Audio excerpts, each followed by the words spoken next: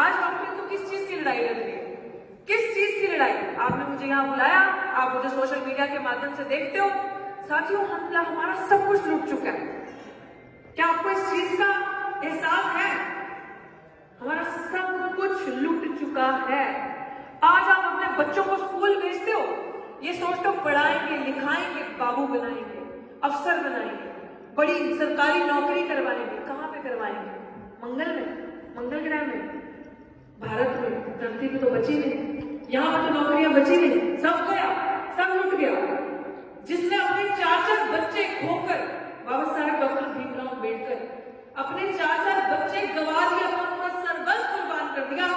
उसकी कुर्बानियों की वजह से उसने एक संविधान लिखा जिसमें आप सबके हक अधिकार लिखे, इंश्योर किया कि आपके बच्चे वो ना सहे जो उनके बच्चों ने सहा, आपके बच्चे उस रास्ते में ना चले जिस रास्ते में बाबा साहेब चले। जितनी कठिनाइयां बाबा साहेब को बर्दाश्त करनी पड़ी वो सब खत्म हो गया। क्या हमने जब से संविधान लिखा और इतने सालों तक क्या हमने अपने इतिहास को याद रखा? क्या हमने देखा कि हमारे पास क्या कुछ बाबा साहेब देंगे, हमने क्या क्या बचाना है? देखा नहीं।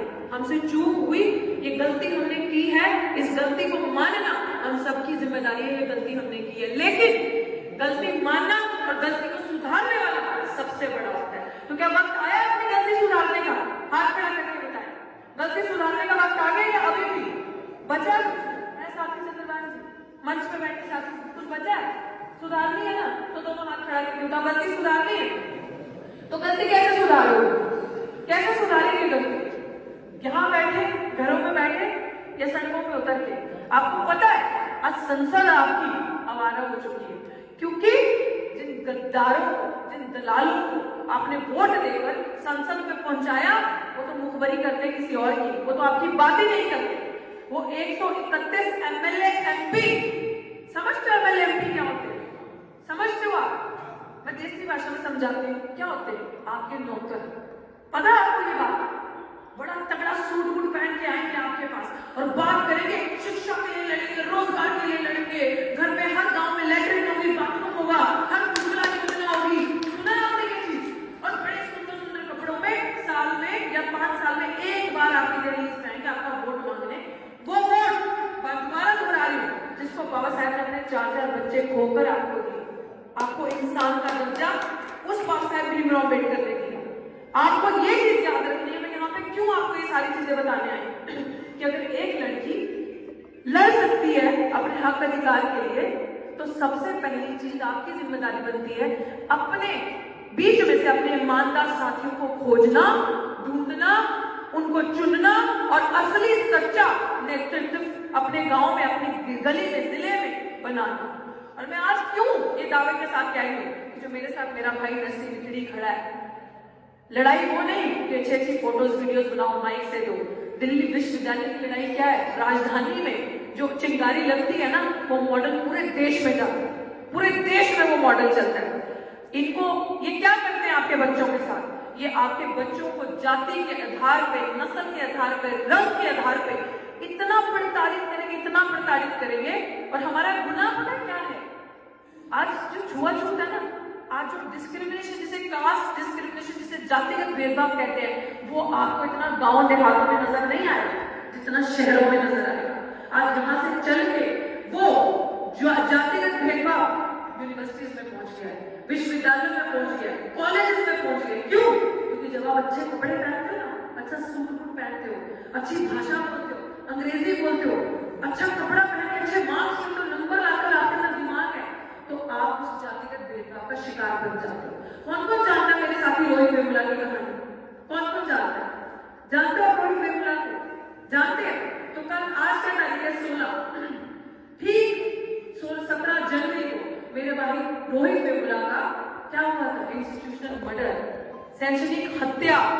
उसको उस सिस्टम ने मार दिया था यूनिवर्सिटी में। क्यों? क्योंकि वो एक अच्छा स्टूडेंट था, एक अच्छा स्कॉलर था, वो पढ़ता था, वो बाबा साहेब भीमराव अम्बेडकर की बात करता था, सावित्रीबाई फुले शाहू जी महाराज की विचारधारा को घर पहुंचाने की बात करता था। और सबसे बड़ी बात, वो पखंडवाद से ऊपर था।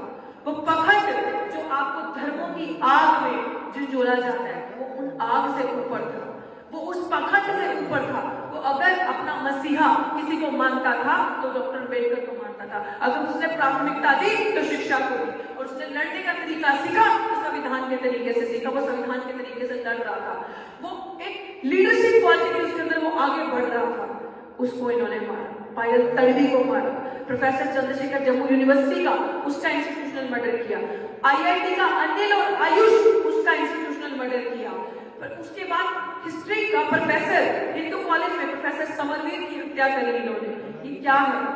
आपको गांव देहातों में बैठ के आसान लगता है, ये वो चीज है जब आपके अंदर कला है तो आपके अंदर की कला को कैसे खत्म करना है, पूरा मॉडल उनके पास से आया, पूरा मॉडल। आपको पता है कि आज जब आप इंटरव्यू दे रहे हैं, जाते हो दिल्ली विश्वविद्यालय में, तो क्या किया जाता है आपके साथ? कितने लोग पढ़े लिखे हैं? ग्रेजुएशन किस किसने की है यहाँ पे? कौन कौन पढ़ रहा है? MA किस किसने की है? और कौन पढ़ना चाहता है? सभी ना, सभी चाहते हैं नौकरियां। जब आप जैसे या मेरे जैसे साथी दिल्ली विश्वविद्यालय में पढ़ने जाते हैं, बात मत करो, सुनो, बड़ी इंपॉर्टेंट बात है। अब जब आप दिल्ली विश्वविद्यालय में पढ़ने के लिए जाते हो, नौकरी में इंटरव्यू देने के लिए जाते हो, तो जो वहां की कम्युनिटी बैठी होती है वो आपको पता क्या देती है? जब आप इंटरव्यू देने के लिए जा रहे हो, नॉट फाउंड सूटेबल, NFS, मैंने आपका इंटरव्यू लिया और आपको बोल दिया नॉट फाउंड सूटेबल NFS, कि इस पोस्ट पे पढ़ाने के लायक ही नहीं, और आपकी पोस्ट को खाली डिक्लेयर कर देते हैं, और वो पोस्ट पे कोई जनरल कैटेगरी का इंसान को रख देते हैं पढ़ाने के लिए, बाद में पोस्ट को घुमा के उसी को जनरल कैटेगरी के बंदे को परमानेंट कर देते हैं। कितनी आपकी दिल्ली विश्वविद्यालय में जब से रिजर्वेशन लागू हुआ, इतिहास में इतनी सारी नौकरियां जो कि कायदे से खाली होनी चाहिए, जो कि आपके बैकलॉग की लड़ाई है, बैकलॉग समझते हो, इतनी सारी नौकरियां आपकी इकट्ठी करके, जहां पे आपको ये बोल दिया जाता है कि पढ़ाने के लायक नहीं है, हटाओ इनको, इनकी जगह SC/ST को हटाओ, OBC को हटाओ, इनकी जगह जनरल कैटेगरी वाले को रखो, आपका हक मारा जाता है, और वो नौकरी इतनी इकट्ठी हो चुकी है, लेकिन आपको नहीं दे रहे। क्यों नहीं दे रहे? पता? क्योंकि आप बोलते ही नहीं। आपको पता है एक नौकरी, मेरी नौकरी कितने की थी? 1 लाख, आज 1,10,000 तनख्वाह है मेरी, इससे भी ज्यादा हो सकती है, लेकिन मैं क्या कर रही हूँ? मैं नौकरी से बाहर हूँ। क्यों? क्योंकि मैं चाहती तो 1,10,000 की तनख्वाह लेती, समझौता करती, ना बैकलॉग के लिए बोलती, ना लेटरल एंट्री के लिए बोलती, ना संविधान को बचाने की लड़ाई लड़ती, ना आपकी बहन बेटियों की इज्जत की लड़ाई लड़ती, और चुप करके बैठ के गुलाम बनती और जाके 1 लाख की नौकरी खाती, मैं बनती, मेरा परिवार बनता, मेरी आने वाली जनरेशन बनती, खत्म कहानी। लेकिन ये आप सिर्फ पैसे दिखाते हैं और पैसे से खरीद सकते हैं, लेकिन जब लड़ाई मान सम्मान की हो ना साथी, तो समझौता नहीं किया जाएगा।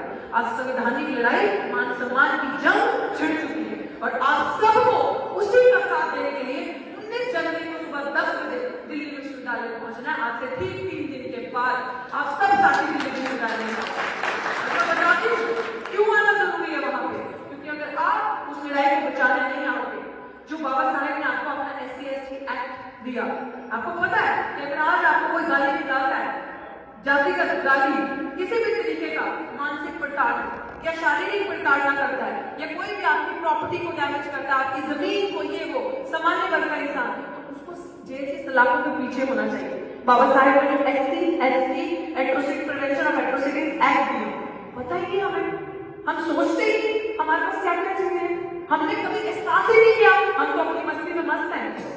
सुबह उठेंगे, खाएंगे पिएंगे, शाम को दोस्तों के साथ दारू पी, सिगरेट फूकी, कहानी खत्म है ना हमारा जीवन। बाबा साहेब ने इसलिए कहा था नशा मेरे समाज को बर्बाद करेगा। सबसे बड़ी चीज किसी भी तरीके का नशा, जरूरी नहीं दारू और सिगरेट का, नशा लत किसी भी चीज की आपको बर्बाद करेगा। और आपको पता है सरकार क्या कर रही है, जानबूझकर आपको मुद्दों को जाए रखना। ये चीज आप समझ लो, इनके सामने आप धर्म की लड़ाई नहीं लड़ सकते, और बार बार ये आपको धर्म की लड़ाई पे धर्म के ऊपर खिलाएंगे, धर्म की पिच बिछाएंगे और आपको बोलेंगे इसके ऊपर खेलो। लेकिन बाबा साहेब ने आपको धर्म, जाति, रंग, भेद, मजहब से ऊपर उठाया, इसीलिए भारत का संविधान दिया कि आपके मन में जो आ रहा है आप बोल सकते हो, कर सकते हो, लेकिन सबसे पहले शिक्षित हो जाओ, सबसे पहले पढ़ो लिखो। अगर आप पढ़ो लिखोगे नहीं तो मेरी बातें काला अक्षर भैंस बराबर, समझ नहीं आएगी, नहीं समझ में आएगी गारंटी। लेकिन अगर हमने कड़ी से कड़ी मिलाकर इन चीजों को समझा और पढ़ा और पता चला कि हमारे हक का, कैसे डाका बचे, तभी हम इसको बचा पाएंगे। नहीं तो आमूमन लोगों की सोच है मेरे घर थोड़ी ना आग लगी, मैं क्यों जाऊं, भगत सिंह हो लेकिन दूसरे के करो, मेरे घर पे ना हो। लेकिन साथियों ये सोचने की बात है, आग जंगल में लगी है, आज मेरा घर है कल आपका घर है, तो ये बचाने की जिम्मेदारी हमारी, क्योंकि हमारे पुरखों ने भारत बनाया है, तो भारत जिन्होंने बनाया तो जिम्मेदारी की भारत को बचाने की उनकी होगी, हमारी जिम्मेदारी इस भारत को बचाने की। वो लोग क्या जानेंगे जिन्होंने भारत की गोलियां लगाई, जिन्होंने संविधान का विरोध किया, जिन्होंने बाबा साहेब भीमराव अम्बेडकर को खून के आंसू रुलाए, जो लोग बाबा साहेब भीमराव अम्बेडकर के अगेंस्ट खड़े हो गए जब उन्होंने आपके हक अधिकार की बात करी संविधान के अंदर, जब उन्होंने सेपरेट इलेक्टोरेट की बात करी आपके हक और अधिकार के लिए कि आपका अलग वोट होगा, दलित आदिवासी अपना नेतृत्व अपना नेता खुद का ढूंढेंगे, ये लोग अपने नेता को वोट देंगे, लेकिन हर चीज से आपके हकों का डाका होगा। एक ईवीएम मशीन लिया है दिल्ली में सेंटर में कि ईवीएम से चुनाव हो गए, पारित हो जाते हैं। आपको पता है ईवीएम क्या है? Electronic voting machine. जिस आपको पता है आपका वोट कहां जाता है? नहीं पता भी है हमें क्या करना है, लेकिन जिस देश में ईवीएम बनी है जर्मनी में, वहीं पे ईवीएम बैन है, वहीं पे पेपर बैलेट से चुनाव होते हैं, 25 चुनाव होते हैं। और हम क्या करें, हमें क्या फर्क पड़ता है? हमने तो वोट दे दिया सूट बूट पहनने बाबू को, हमें क्या फर्क पड़ता है क्या हो रहा है, हमको डालना पड़ता है। दिल्ली विश्वविद्यालय में या अन्य और बड़े विश्वविद्यालयों में आपके बच्चे जा नहीं सकते, आपके बच्चे पढ़ नहीं सकते, क्योंकि उनके लिए तो आगे बैठे काटने वाले। सिर्फ और सिर्फ एक ही चीज हो सकती है, हम जब तक संगठित नहीं हुए, जो बाबा साहेब ने कहा था ऑर्गेनाइज, जब तक हम एक नहीं हुए तब तक हमारा विनाश ही विनाश है। हम सबको सबसे पहले एक होना पड़ेगा, और सबसे बड़ी चीज अपना ईमानदार नेता अपने बीच का ढूंढना पड़ेगा, जो साल में एक बार ना निकले, जो अगर साल में 365 दिन है तो वो 665 प्लस दिन आपके घर में दिखे, आपकी गली में दिखे, आपका हाल चाल पूछने के लिए आए और आपको पूछे कि अगर आपके बच्चे की नौकरी नहीं लग रही, मैं गाइड करता हूँ, हम बताएंगे, हमें इस सरकार के खिलाफ लड़ना है, खड़े होकर लड़ना है और एक होना, मैं आपके बच्चों के लिए लड़ूंगा, मैं आपकी बात करूंगा। हमारा नेता वो होगा, हमारा नेता सूट बूट वाला नहीं होगा, अच्छे कपड़ों वाला नहीं होगा, जो आकर सिर्फ हमारा वोट लेगा और 500 रुपए के एक 500 रुपया आपकी जेब में डाल के ले लो, वो 500 रुपए ले लो, अगर देता तो ले लो, वोट बच जाएगा। दारू का लालच देगा, लड्डू का लालच देगा, महिलाओं को कपड़े का साड़ी का लालच देगा और आपका वोट ले जाएगा और आपके पास कुछ नहीं बचेगा। और वो जो 10 आज हम दिल्ली विश्वविद्यालय में बैठ कर पिछले के आज 143 दिन हो गए मेरे घर में, मैं आपके पास क्यों चल के आई? क्योंकि मुझे लग रहा है कि राजस्थान मेरा दूसरा घर, इतना प्यार आपने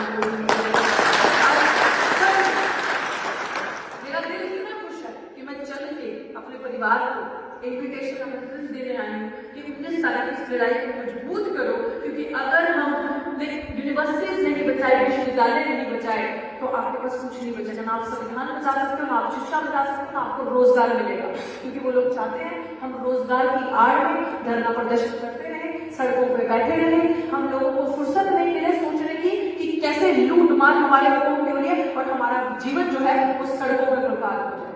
लेकिन हमें उन्हीं की स्ट्रैटेजी को फेल करते हुए एकजुट होकर लड़ना है, और इस लड़ाई को जीतना इतना जरूरी है ताकि पूरे भारत में एक मैसेज आए कि हम फूल नहीं हैं, हम फूल हैं और हम तुम्हें लड़के दिखाएंगे। अब इनकी हमें जनकारी नहीं बननी, हमें योद्धा बनना है, हमें लड़ना है, हमें इनके टाइटल्स नहीं चाहिए। तो मेरा आप सबसे ये विनती है कि जब हम 19 तारीख को आए दिल्ली विश्वविद्यालय में, तो एक बाबा साहेब की फोटो लेकर आए और एक नौकरी के लिए न्याय चाहिए का फोटो लेकर आए। जरूरी इसलिए ताकि इनको पता चले कि नौकरी का लालच देने को तुम्हें खरीद नहीं सकते, हमारी जुबान बंद नहीं कर सकते और न्याय के आगे समझौता नहीं किया सकता। क्योंकि अब हमारे समाज के बच्चों को रोहित वेमुला नहीं बनने दिया जाएगा, पायलट नहीं बनने दिया जाएगा, अब कोई भी इंस्टीट्यूशनल मर्डर नहीं होगा, अब अपने हक के लिए हम सड़कों पर लड़ेंगे। मैं आपको बड़ी इंपॉर्टेंट बात बता दूं, आज संसद आवारा हो चुकी है, ये बात याद रखिए। लोहिया जी ने कहा था जब संसद आवारा हो जाए तो सड़कें सुनसान नहीं रहनी चाहिए, और हमारा फर्ज बनता है कि सड़कों को इतना बड़ा भर दो, क्योंकि आप लोकतंत्र में रहते हो, आप डेमोक्रेसी में रहते हो, लोकतंत्र समझते हो, लोकतंत्र समझते हो। आपके देश में राजा का राज है या प्रजा का राज है? प्रजा का। तो जो प्रजा है ना, लोकतंत्र में सबसे ज्यादा ताकतवर है, क्योंकि वोट आपके हाथ में है। तो वोट दो उस ईमानदार को, उस ईमानदार आपका फैसला आपके हाथ में है। जब आप आए, और अभी भी मेरी एक और आपसे विनती है कि आप अपना यूट्यूब, जब भी ये वीडियो खत्म करें, आप अपना यूट्यूब खोलें और वहां पर डॉक्टर ऋतु सिंह को सर्च करके हैंडल को सब्सक्राइब करना जरूरी इसलिए क्योंकि बड़ी सारी ऐसी इंपॉर्टेंट अपडेट्स मिस हो जाएगी। आपको पता चलना चाहिए कि दिल्ली विश्वविद्यालय में और अनेकों विश्वविद्यालय में हम किस किस प्रकार की लड़ाई लड़ रहे हैं और कितनी मजबूती से। जब आपके तक हमारा मैसेज पहुंचेगा तो हमारे कंधे और हमारे टांगे और मजबूत होंगी, जब हमें आपका साथ मिलेगा जमीन से।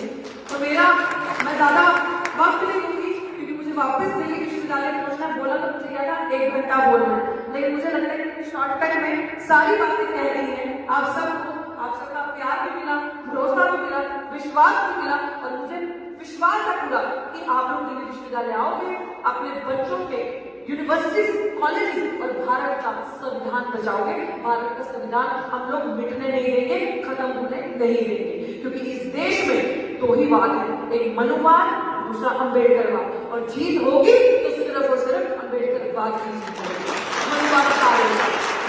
तो मैं यही आपसे विनती करती हूँ कि 19 तारीख को मैं आपका इंतजार करूंगी। सुबह 10 बजे आप लोग सभी साथी हमारी संख्या में पहुंचे और पूरे गांव में ये मैसेज देके जाए, संदेश देके जाए कि अब हम चल जा रहे हैं शिक्षा बचाने, आओ हमारे साथ चलो। संविधान बचाने निकले हैं, आओ हमारे साथ चलो। बहन बेटी का हक बचाने निकले हैं, आओ हमारे साथ चलो। भारत देश बचाने निकले हैं, आओ हमारे साथ चलो। बाबा साहेब के भारत सपनों का भारत बनाने निकले हैं, आओ हमारे साथ चलो। ये नारा बच्चे बच्चे की जुबान होना चाहिए कि अब अपने हकों के साथ कॉम्प्रोमाइज नहीं होगा। जय भीम, जय भारत, जय संविधान। बहुत बहुत